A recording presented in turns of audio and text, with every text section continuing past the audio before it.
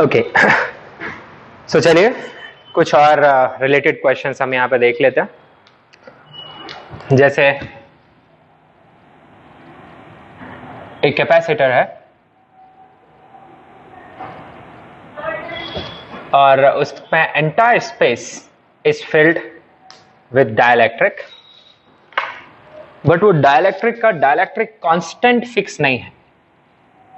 ठीक है, मान लो अगर वो वेरिएबल दिया हुआ है, तो ये मैं जो आपको बता रहा हूं ये सिर्फ मैथमेटिक्स समझा रहा हूं कि आप सोचेंगे कैसे। ओके, और इसमें फिजिक्स का जो लॉजिक है वो पहली लाइन में ही खत्म हो जाता है, तो ज्यादा टाइम हम जो ले रहे हैं इसमें वो मैथ्स में जा रहा है। ठीक है, अब जैसे सपोज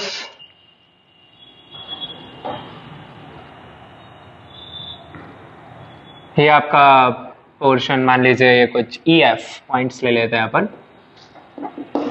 ये सेपरेशन स्मॉल d है, प्लेट एरिया A है, और ये dielectric constant of this dielectric is varying. दोनों टाइप से वेरी करा सकता हूं मैं, x के साथ भी y के साथ भी, कैलकुलेशन चेंज होगी। तो चलो इस बार मैं यहां से वेरी करा रहा हूं y के साथ।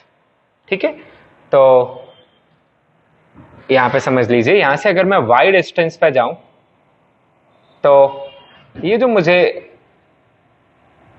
एरिया मिलेगा एट y फ्रॉम हियर, इस जगह का डाइलेक्ट्रिक कांस्टेंट सम से k naught plus alpha y है, where k naught and alpha are constants. वैसे ही इसी से मिलता जुलता एक और क्वेश्चन बन सकता है, कोई एक मैं आपको सॉल्व करके दे दूंगा, एक आप खुद से करेंगे। जैसे सेम डाइलेक्ट्रिक है,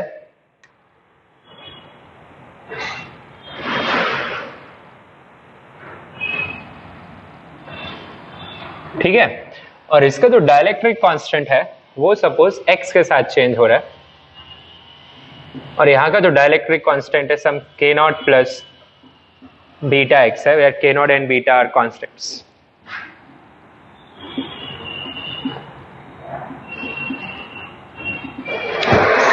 So this is homework for you, I'm solving this for you। बाकी सारे नंबर्स वैसे ही हैं। ये सेपरेशन D है, plate area A। You have to find capacitance of this system।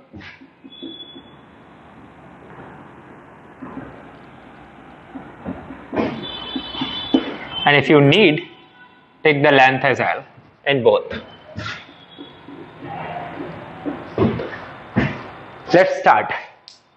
तो क्या करना पड़ेगा यहाँ पे, वापस से मानना पड़ेगा कि बहुत छोटी छोटी शीट्स एक के ऊपर एक के ऊपर एक के ऊपर एक के ऊपर एक रख के हमने इस डाइलेक्ट्रिक को बनाया हुआ है, और हर एक छोटी शीट किसके जैसे बिहेव करेगी, एक छोटे कैपेसिटर के जैसे। ओके, सो जैसा अभी हमने सोचा था कुछ वैसा ही, तो एट ए डिस्टेंस y एक स्मॉल थिकनेस कंसीडर करेंगे dy,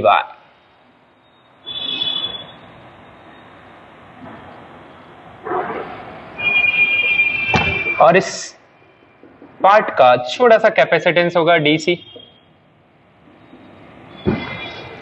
यस, अब क्या है, ये सारे के सारे DC DC DC DC DC किस में कनेक्टेड होंगे, ये सब के सब DC सीरीज में। Yes, so let's see.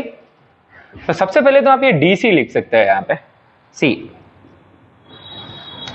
DC होगा, यहाँ का dielectric constant K epsilon naught into area, you can check area is A only, by thickness is dy। Okay, now what is K is this, so it will become K naught plus alpha y into epsilon naught A by dy। इसको आप capital D ही ले लीजिए ताकि आप इसमें confuse ना हो। I have not multiplied D with y, dy is the small width of this element। Okay, so अब आपको क्या करना है, you need to write here 1/c equivalent will be nothing but summation of all these DCs, क्योंकि ये DC DC DC किस में connected रहेंगे, सबके सब सीरीज में, और सीरीज में बहुत सारे कैपेसिटर होते हैं तो इक्विवेलेंट कैसे लिखते हैं, 1/c equivalent equal to 1/c1 plus 1/c2 plus 1/c3। यहाँ पे आप कंटिन्यूस समेशन कर रहे हैं तो ऐसे रेसिप्रोकल से ऐड हो जाएंगे। So 1/c equivalent will be equal to integral of 1/dc, it will be dy divided by k naught plus alpha y into psilon naught a. Y will go from 0 to capital D. So what we will have 1 by C equivalent is equal to 1 by epsilon naught A common आ गया, इसका integration वही आएगा 1 by alpha ln of k naught plus alpha y from 0 to D। Limit put कर लीजिए तो आपके पास 1 by C इक्विवेलेंट आ जा रहा है 1 by epsilon naught A alpha ln of k naught plus alpha d divided by, subtract होगा ln के फॉर्मूले से नीचे चला जाएगा k नॉट। तो आपको कितना मिल जाएगा फाइनली आंसर आ जाएगा आपका C equivalent is equal to epsilon naught A alpha divided by ln of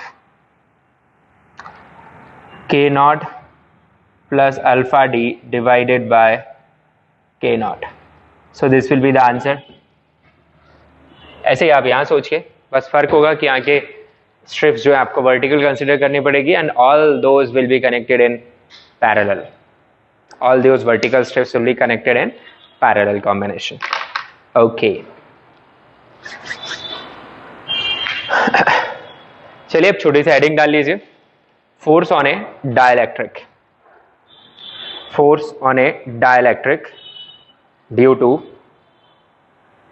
A charged capacitor.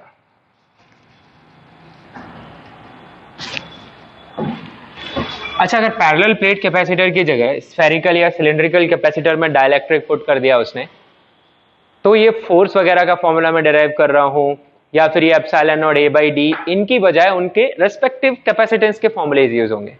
ठीक है, तो उतना चेंज आपको वहां करना पड़ेगा। मैं जो डिराइव कर रहा हूं किसके लिए कर रहा हूं, पैरेलल प्लेट कैपेसिटर के लिए। सो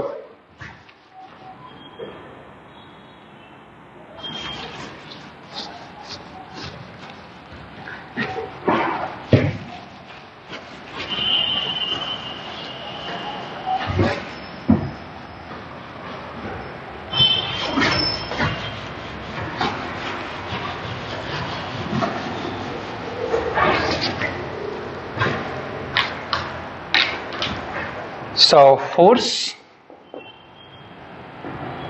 on a dielectric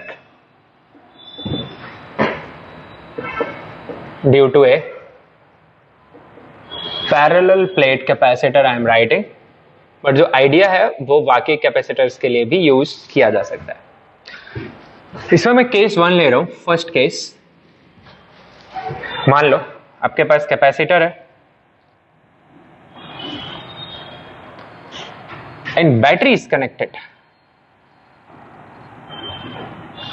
ठीक है, तो केस 1 में क्या है, बैटरी इज और battery remains connected in this operation. And operation क्या कर रहे हैं अपन वो समझिए। ये कैपेसिटर है, इसकी कैपेसिटी है C which is epsilon naught A by D. ठीक है, पहले आप ये समझ लो कि मेरे पास ये कैपेसिटर है, इसके पास कुछ चार्ज होगा और डाइलेक्ट्रिक हम थोड़ा सा इसके अंदर लेके आते हैं। ठीक है, अभी बाकी बाहर है, तो क्या होगा, इतनी ही जगह पे इंडक्शन ऑफ चार्ज होगा, बाउंड चार्जेस इंड्यूस होंगे यहाँ पे, जितना ओवरलैपिंग एरिया आ रहा है ना, माइनस माइनस प्लस प्लस ऐसे इंड्यूस होंगे। तो क्या होगा यहाँ पे, इस माइनस को ये प्लस अपनी तरफ खींचेगा, इस माइनस को ये प्लस अपनी तरफ खींचेगा। सो एक इस डायरेक्शन में एक नेट फोर्स इस पर लगेगा, है ना। मतलब क्या है, capacitor, charge capacitor plates dielectric को क्या कर रही हैं, अट्रैक्ट कर रही है। यस, अगर ये डाइलेक्ट्रिक कंप्लीटली अंदर चला गया,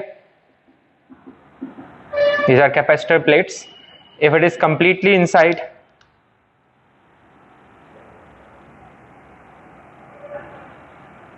what will be the force? It will be 0. Why?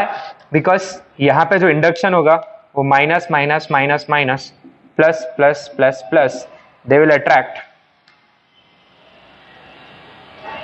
सी, जितना ऐसे आएगा, ये वाले पोर्शन इधर खींच रहे, ये इधर खींच रहे, ये इधर खींच रहे, ये इधर खींच रहे, पर जितना इधर सिमेट्रिक है आप देख पा रहे हैं. सो नेट फोर्स ऊपर की प्लेट के ऐसे ऊपर, नीचे की प्लेट का नीचे, तो यहाँ पे जो नेट फोर्स है आपका वो 0 आ जा रहा है ना. अब अगर ऐसा सिचुएशन रहा कि ये कुछ बाहर निकाल दिया मैंने उधर से, here is the dielectric. Yes, so इस पे यहाँ इंडक्शन होगा, जितना ओवरलैपिंग एरिया है उतने में इंडक्शन होगा. So once again they will attract. This is the net force. तो हम क्या देख पा रहे हैं कि डाइलेक्ट्रिक को एक चार्ज कैपेसिटर अट्रैक्ट कर रहा है. जब डाइलेक्ट्रिक कंप्लीटली अंदर है कैपेसिटर के, तब उस पर नेट फोर्स 0 लग रहा है. इसका मतलब सपोज एक कैपेसिटर है, उसमें डाइलेक्ट्रिक हमने पुट कर दिया, उस डाइलेक्ट्रिक को थोड़ा सा डिस्प्लेस करके छोड़ दें, what it will do, it will perform oscillations. अब वो ऑसिलेशंस सिंपल हार्मोनिक होंगे कि नहीं, बहुत बार हमने सॉल्व किया, क्या करना पड़ेगा, फोर्स एक्सप्रेशन डिराइव करेंगे, देखेंगे वो प्रोपोर्शनल टू एक्स आ रही है नहीं आ रही है and so on. But one thing is sure, it will oscillate. तो आप यहाँ पे लिख लें कि if a dielectric which is completely placed inside, which is completely placed in between the plates, a dielectric which is completely placed, entirely placed in between the plates is disturbed, then it will oscillate.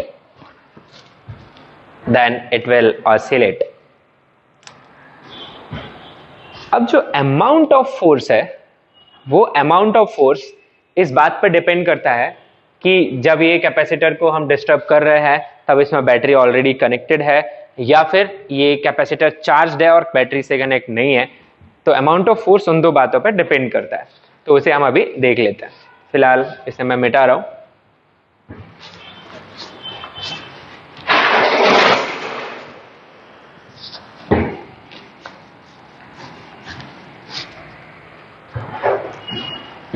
See here,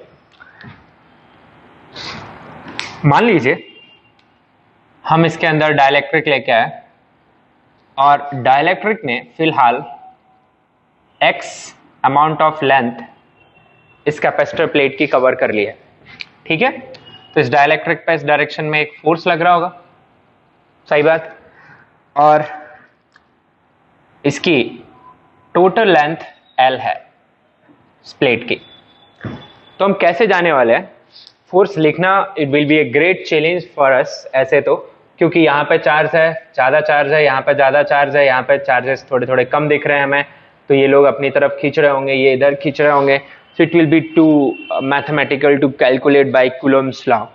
तो हम यहाँ पे एक simple idea से जा रहे हैं कि इलेक्ट्रिक फोर्स एक कंजर्वेटिव फोर्स है, और कंजर्वेटिव फोर्स को किससे भी निकाला जा सकता है, पोटेंशियल एनर्जी फंक्शन से. So force can be written as minus of du by dx if you remember. Yes, वो यहाँ पे इजी हो जाएगा हमारे लिए करना. So I am not using Coulomb's law, I am writing this force on dielectric can be written as minus of du by dx. तो आप ऐसे सोचेंगे कि ये अभी x अंदर आ चुका है और x से कितना अंदर और आ रहा है, ये dx और आ रहा है. सो पोटेंशियल एनर्जी में चेंज कितने का हो रहा है, du का, माइनस du by dx जो होगा वो मुझे फोर्स मिल जाएगा. तो चलिए let us right potential energy of this. सबसे पहली बात, जैसे जैसे ये डाइलेक्ट्रिक अंदर आता जाएगा वैसे वैसे इस सिस्टम की कैपेसिटेंस इंक्रीज होती जाएगी, है ना. कैपेसिटेंस इंक्रीज होती जाएगी तो ये बैटरी ज्यादा से ज्यादा चार्ज सप्लाई करती जाएगी, क्योंकि बैटरी को क्या मेंटेन करना है, वोल्टेज. ओके, तो हम क्या लिखते हैं यहां पे, battery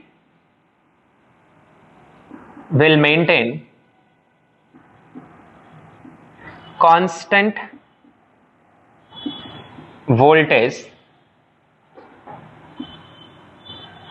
between plates of the capacitor. ठीक है, तो आप इसकी एनर्जी कैसे लिखेंगे? वैसे अभी मैं आपको समझा रहा था, पार्ट 1 में मैंने आपको बताया कि एक ये कैपेसिटर बन जा रहा है C1 मान लीजिए, और एक बचा हुआ ये कैपेसिटर C2 मान लीजिए, तो आप किसी भी मोमेंट पे इसका इक्विवेलेंट कैपेसिटेंस लिख सकते हैं। सी डाइलेक्ट्रिक के मूवमेंट से कैपेसिटेंस ही तो बदल रही है, यहाँ पे कैपेसिटेंस बदलने से एनर्जी बदल रही है। ओके, वोल्टेज कांस्टेंट रहेगा यहाँ पे। सो what is capacitance of this system at any time? I am writing say C equivalent, it will be, okay, you can identify कि ये कैसे कनेक्टेड है। ये दोनों के दोनों पैरेलल में कनेक्टेड है, समझ पा रहे हैं ये बात? यस, तो it will B C1 plus C2, आप लिख लीजिए C1 C2 को। C1 कितना आएगा आपके पास? Epsilon naught A। अब A कैसे लिखोगे? तो घबराने की कोई बात नहीं है, आप मान लीजिए कि इसका विड्थ B है, तो आप क्या लिख सकते हैं? Epsilon naught B into L minus x. Yes, ये विड्थ तो पूरी मिल रही है, हम पहले C1 लिख रहे हैं, सॉरी, तो C1 आ जाएगा अपने पास K into epsilon naught into the area. Area के लिए मेरे पास ये फैक्टर x है, तो bx divided by this part, the plate separation. अब वापस D, मैं कंफ्यूज मत होना, तो मैं यहाँ पे कैपिटल D लिख दे रहा हूं to avoid that. So it is this plus this is C1 I have written. C2 देखिए, C2 आ जाएगा epsilon naught into area, area आएगा L minus x into B divided by D। So this is what I got here, C equivalent. So C equivalent comes out to be this epsilon naught B by D. I can take common, I'll be left with Kx plus L minus x. So this is my C equivalent. Yes, total energy at this instant I can write half of C equivalent into E square. This is the beauty of battery कि वो क्या करता है, voltage constant रखता है। ठीक है, voltage constant रखने के लिए उसे क्या करना पड़ रहा होगा?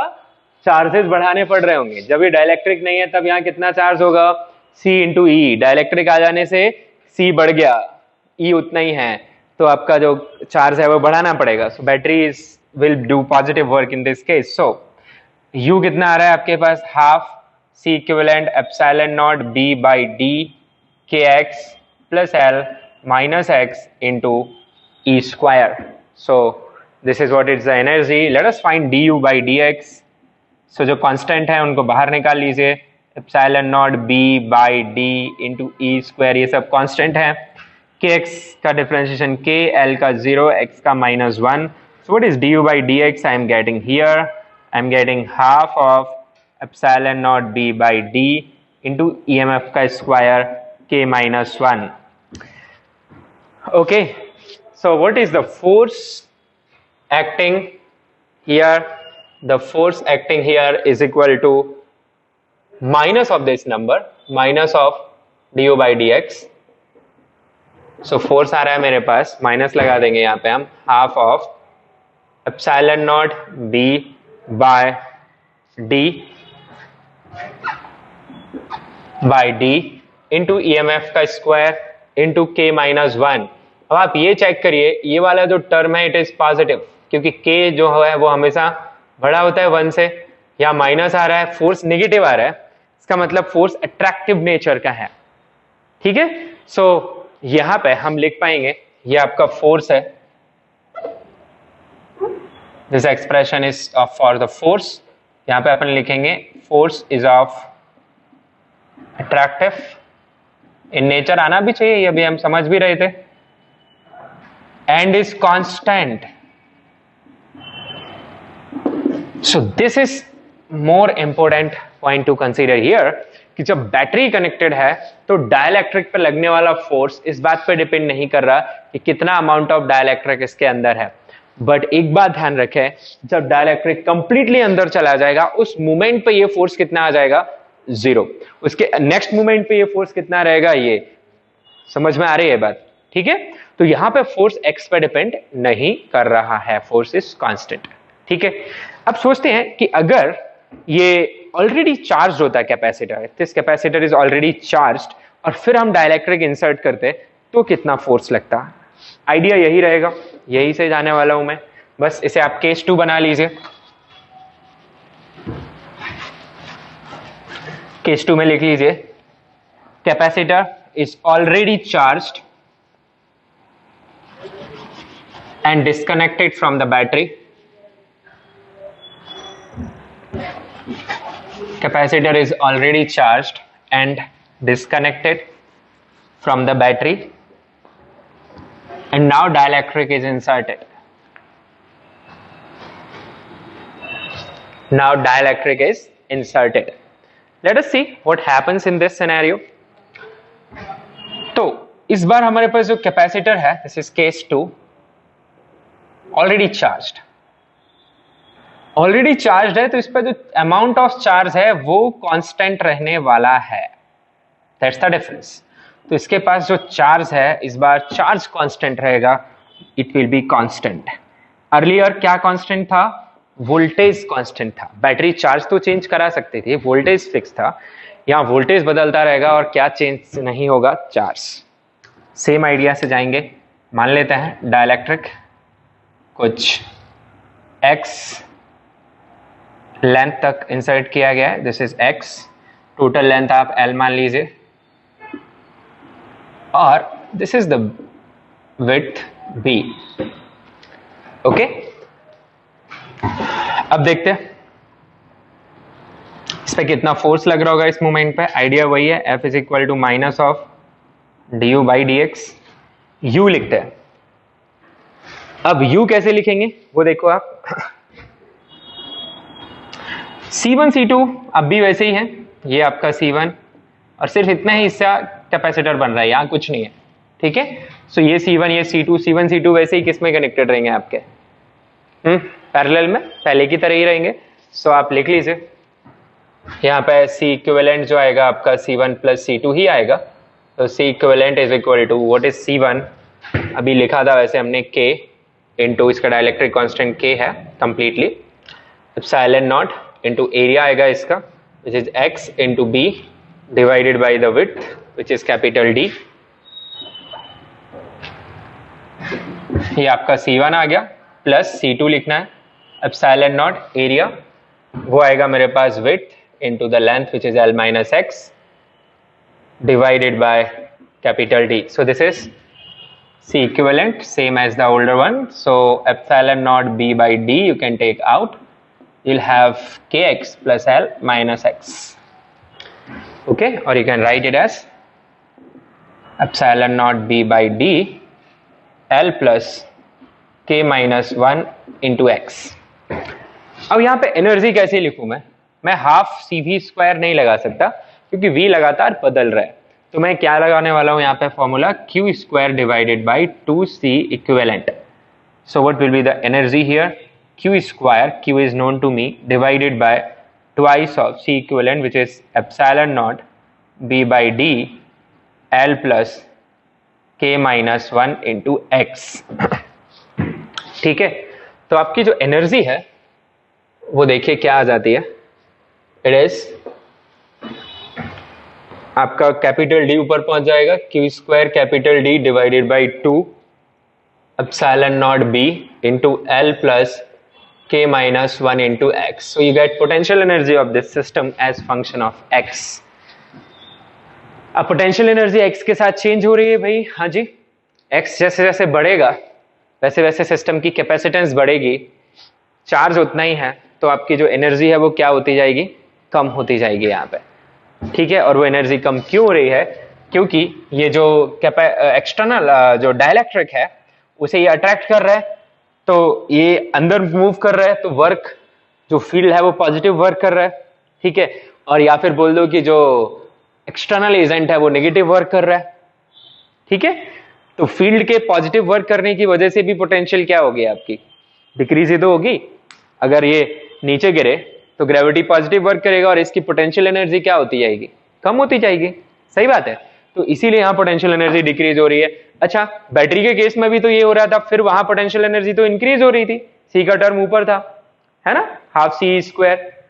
तो वहां कैसे जस्टिफाई करोगे आप? तो वहां भी फील्ड तो पॉजिटिव वर्क ही कर रहा है, जिसकी वजह से पोटेंशियल एनर्जी क्या होनी चाहिए थी, कम होनी चाहिए थी, बट वहां बैटरी कैसा वर्क कर रही है, पॉजिटिव। सो बैटरी का वर्क और फील्ड का वर्क मिला जुला के पॉजिटिव आ जा रहा है, इसलिए आपकी एनर्जी क्या हो रही है वहां पे, increase.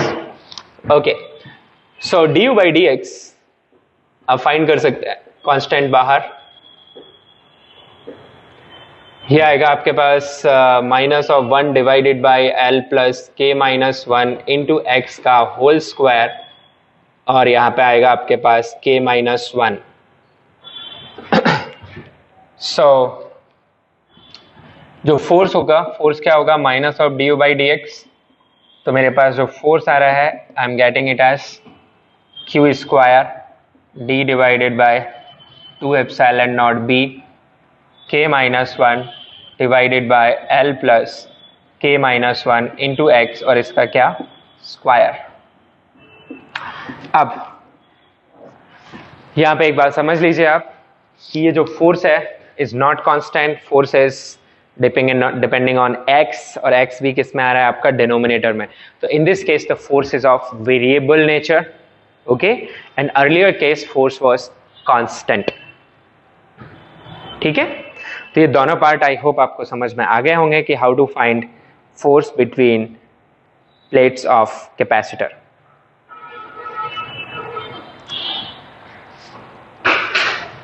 Now let us see one thing here.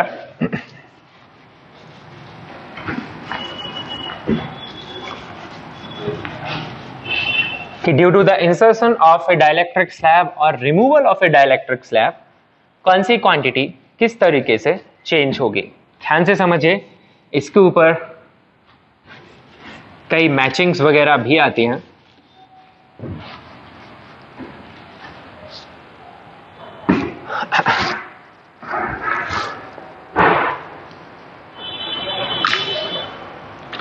So removal and insertion of a dielectric slab we have to understand.